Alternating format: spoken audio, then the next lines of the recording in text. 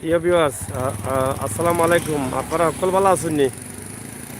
আমরা ভালো আছি। আপনারা আজকে ভিডিও দিলাম সুনামগঞ্জ জেলা থেকে জাউয়া এলাকা থেকে আপনারা দেখাইলাম ভিডিও। বন্যার পানি বন্যার পানিয়ে অনেক ঘর বাড়ি ইতিমধ্যে বন্যার পানির আটকা আছে।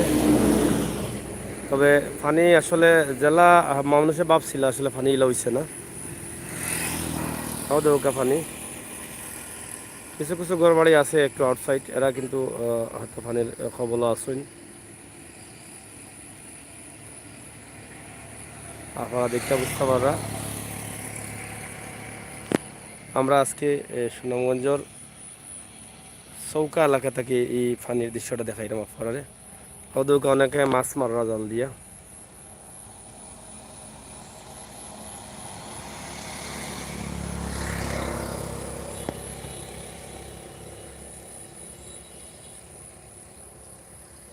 আমরা সুনামগঞ্জের চৌকা এলাকার ছোট্ট একটা ভিডিও পানির দৃশ্য দেখাইলাম।